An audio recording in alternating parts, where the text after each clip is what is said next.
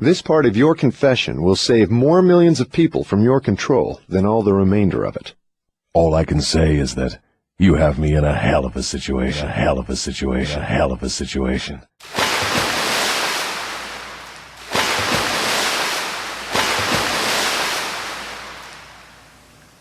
Welcome back to River Queen Conjure, No Narc Network TV, and Oshun Ajay exclusive. I am the Oracle / BadassWitch, Oshun Ajay. I'm not going to hold you up too long, you guys. We are on lesson 11. Let's get it. Now you shall know how the millions of your victims feel. Let's have it. I make my first entry into an individual's mind by bribing him. What do you use as a bribe? I use many things, all of them pleasant things the individual covets. I use the same sort of bribes that individuals use when they bribe one another. That is, I use for bribes the things people most want. My best bribes are these: love, the thirst for sex expression, covetousness for money, the obsessive desire to gain something for nothing, gambling, vanity in women, egotism in men, desire to be the master of others, desire for intoxicants and narcotics, desire for self-expression through words and deeds, desire to imitate others, desire for the perpetuation of life after death, desire to be a hero or heroine, desire for physical food. That is an imposing list of bribes, Your Majesty. Do you use others? Yes, plenty of them, but these are my favorites. Through some combination of them, I can enter the mind of any human being at will at any age from birth until death. You mean that these bribes are the keys with which you can silently unlock the door to any mind you choose? That is exactly what I mean, and I can do it too. What happens when you enter the mind of a person who is not yet in the habit of drifting, but belongs in the 98% class as a potential drifter? I go to work immediately to occupy as much of that person's mind as I can master. If the individual's greatest weakness is the desire for money, I begin to dangle coins before him, figuratively speaking. I intensify his desire and induce him to go after money. Then when he gets near it, I snatch it away from him. This is an old trick of mine. After the trick has been repeated a few times, the poor fellow gives in and quits. Then I take over a little more space in his mind and fill it with the fear of poverty. That is one of my best mind fillers. Yes, I admit your method is very clever, but what happens if the victim fools you and gets his hands on a lot of money? You don't fill his mind with the fear of poverty then, do you? No, I don't. I take over the space by filling it with something which serves my purpose just as well. If the victim converts his desire for money into large sums, I start overfeeding him with the things he can buy with it. For example, I cause him to stuff himself with rich foods. This slows down his thinking capacity, endangers his heart, and starts him on the road to drifting. Then I pester him with intestinal poisoning through the surplus food he eats. That also slows down his thinking and gives him a nasty disposition. What if the victim is not a glutton? What other follies can you induce him to pick up that lead to drifting? If the victim is a male, I can usually snare him through his sex appetite. Overindulgence in sex starts more men to drifting toward failure than all other causes combined. So food and sex are two of your surefire baits. Is that correct? Yes. With these two lures, I can take over a majority of my victims. And then there is the desire for money. I'm beginning to think that wealth is more dangerous than poverty, if your story is to be believed. That altogether depends on who has the wealth and how it was acquired. What has the manner in which money is acquired to do with its being a blessing or a curse? Everything. If you don't believe me, take a look at those who acquire a large amount of money quickly, without time to get wisdom along with it, and observe how they use it.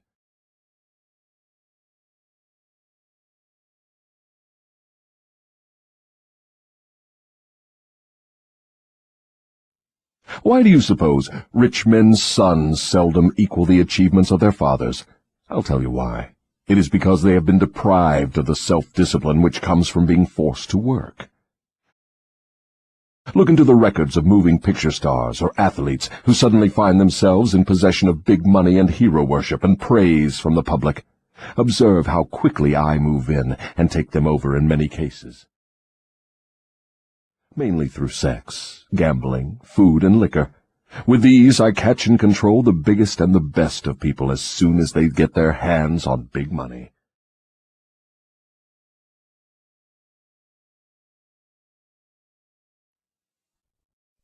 What about those who acquire money slowly, by rendering some form of useful service? Are they easily snared too? Oh, I get them all right, but I generally have to change my bait. Some of them want one thing, and others want something else. Where my purpose is best served, I see to it that they get what they want most, but I manage to wrap in the package something they don't want.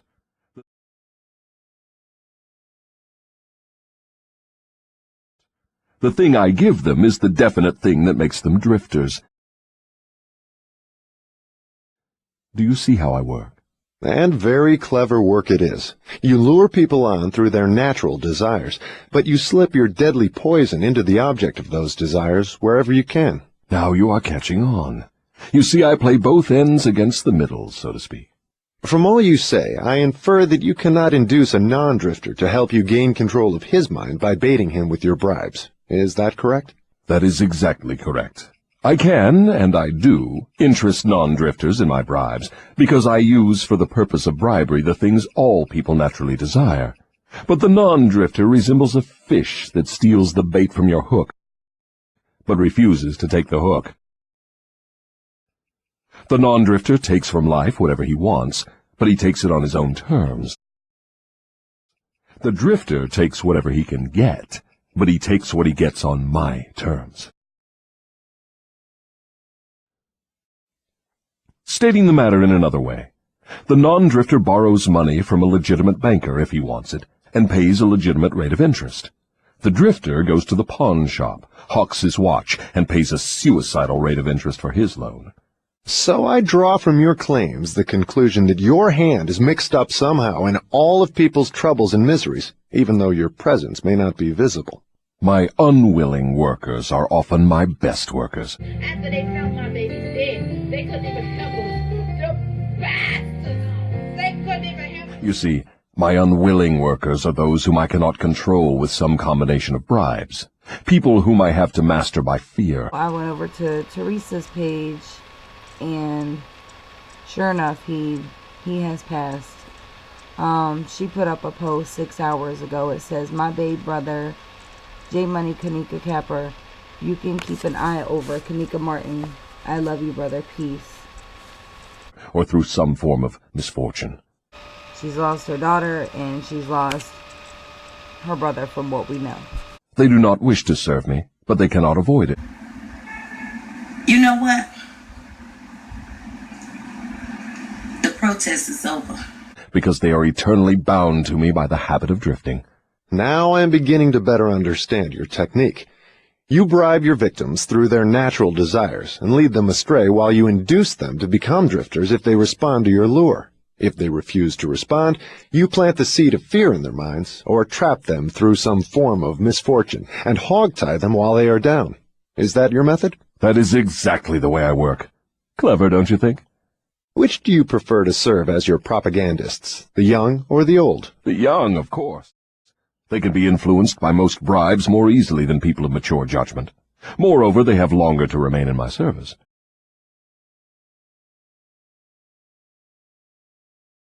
Your Majesty has given me a clear description of drifting. Tell me what must be done to ensure against the habit of drifting. I want a complete formula that anyone can use. Protection against drifting lies within easy reach of every human being who has a normal body and a sound mind. The self-defense can be applied through these simple methods. 1. Do your own thinking on all occasions. The fact that human beings are given complete control over nothing save the power to think their own thoughts is laden with significance. So most of us are aware that thoughts become things. The reason why a lot of people's manifestations do not take form is because most people are not aware of the process, the mental alchemy, and the emotional charge that must be added in order to transform your thoughts into beliefs to which you can attach a strong enough emotional charge to push your manifestation from the confines of your mind into the physical reality. Okay? 2. Decide definitely what you want from life, then create a plan for attaining it, and be willing to sacrifice everything else if necessary, rather than accept permanent defeat. So like I said before, guys, going forward on any endeavor, especially those things that you want the most, expect obstacles to be thrown in your way, and do not allow those quote unquote failures to defeat you, but allow them to motivate you to try harder, to raise your vibrations by any means necessary. Okay? 3. Analyze temporary defeat, no matter of what nature or cause, and extract from it the seed of an equivalent advantage.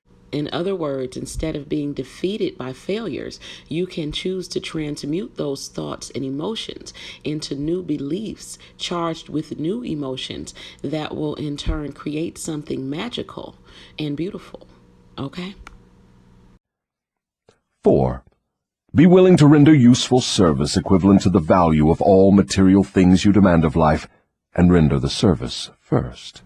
So anything you wish to obtain or acquire in this life, including spiritual wisdom and or power, requires an equal energy exchange. Okay, so to the exact degree that you put in the work, will you receive your reward. Okay? 5. Recognize that your brain is a receiving set that can be attuned to receive communications from the universal storehouse of infinite intelligence, to help you transmute your desires into their physical equivalent. In other words, you must understand that your brain is a magic box that begins to give form to whatever you hold in it, okay? So you can intentionally program your brain to think higher vibrating thoughts, which then become beliefs, which hold a strong enough emotional charge to push your manifestations from the confines of your mind, again, out into the physical reality. This is the mental and emotional alchemy that signifies transmutation. Okay? 6. Recognize that your greatest asset is time, the only thing except the power of thought which you own outright, and the one thing which can be shaped into whatever material things you want.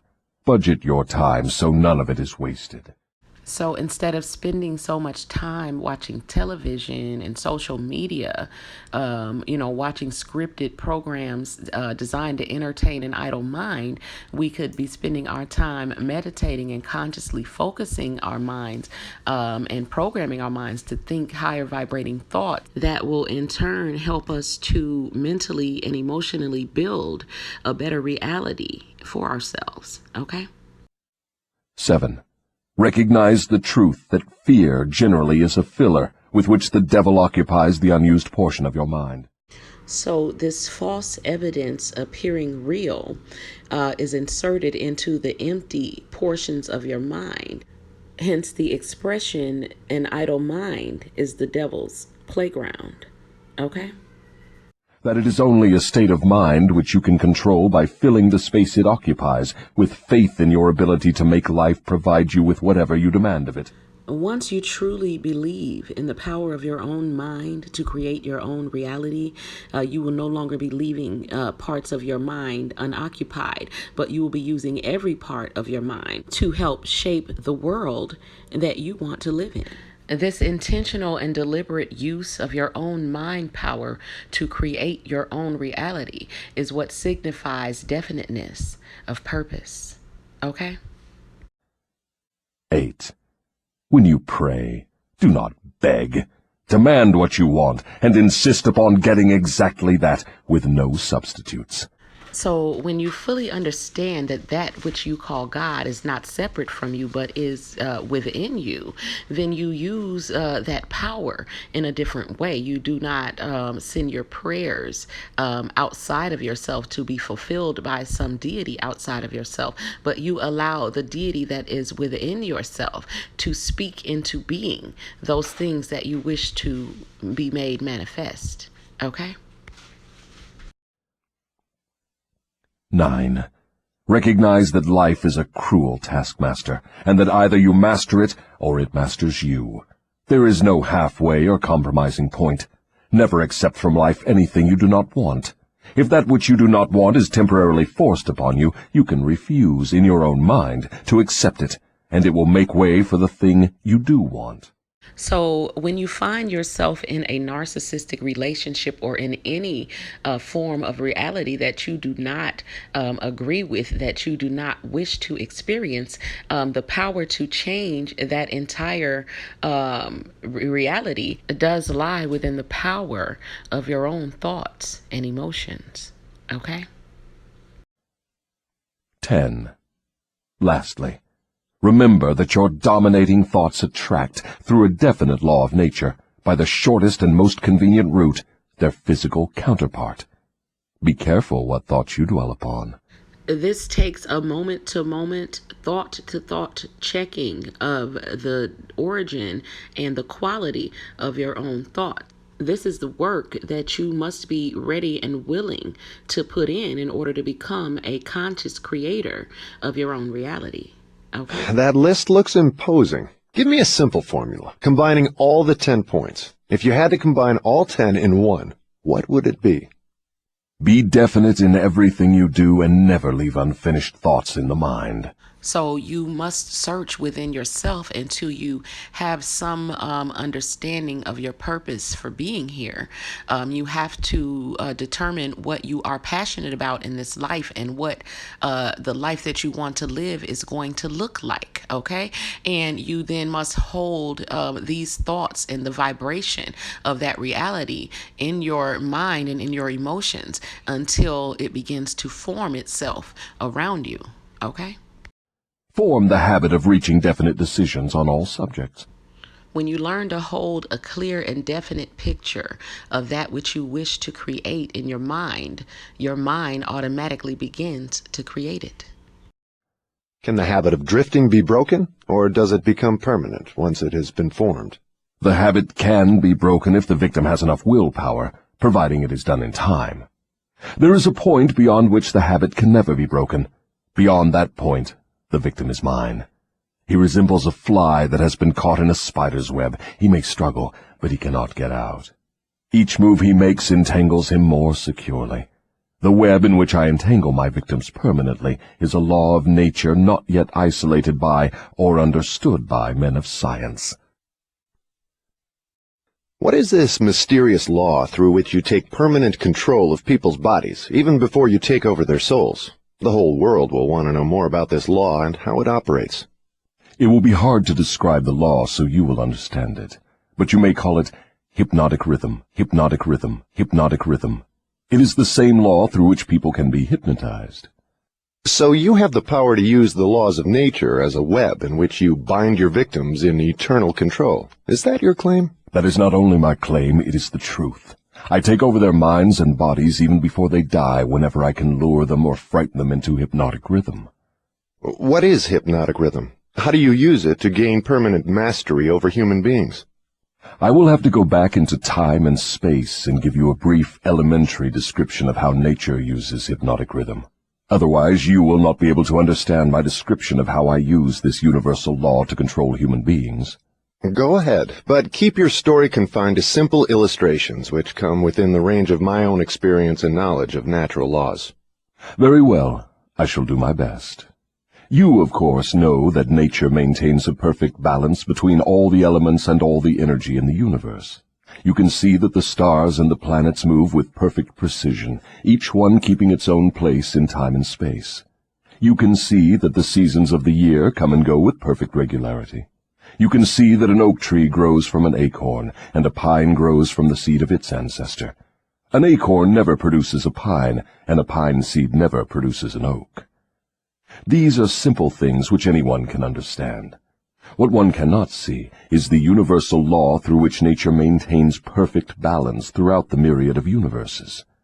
You, earthbound, caught a fragmentary glimpse of this great universal law when Newton discovered that it holds your earth in its position and causes all material objects to be attracted toward the center of the earth. He called the law gravitation. But he did not go far enough in his study of the law. If he had, he would have discovered that the same law which holds your earth in position and helps nature maintain a perfect balance over the 4 dimensions, in which all matter and energy are contained, is the web in which I entangle and control the minds of human beings.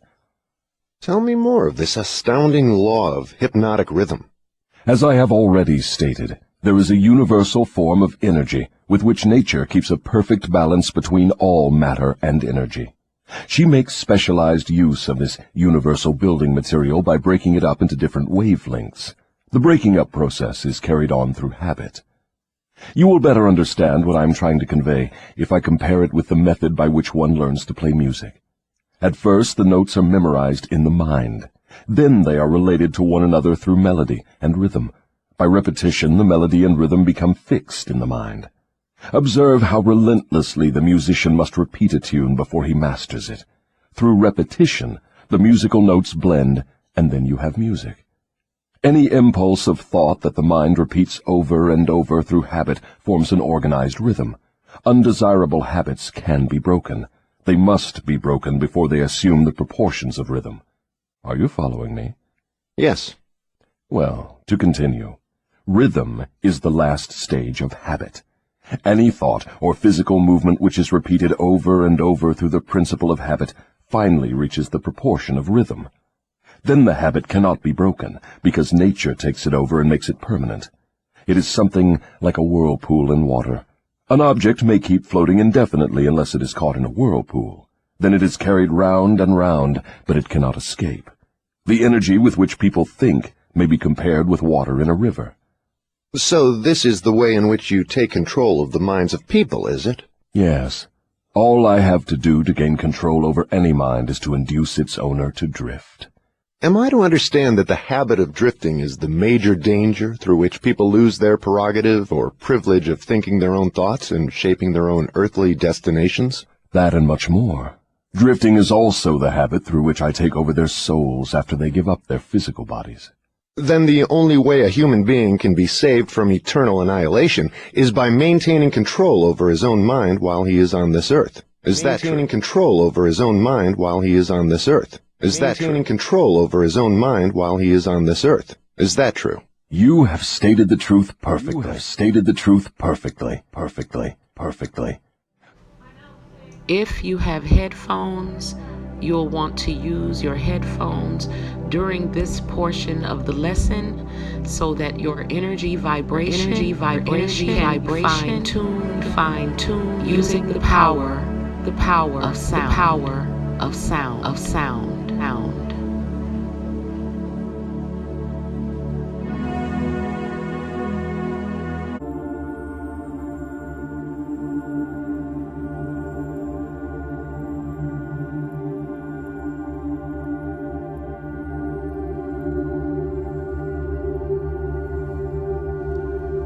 Adjust the volume in your headphones.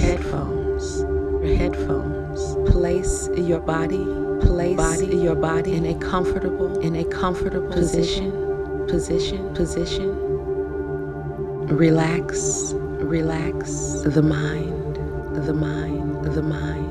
and join the private No Narc network for exclusive content, all of the Dissecting the Devil lessons, and the remainder of this guided meditation. Okay, we are at the end of lesson 11, my people. I do invite you guys to join because things are about to get very interesting in the network. I thank everyone for coming.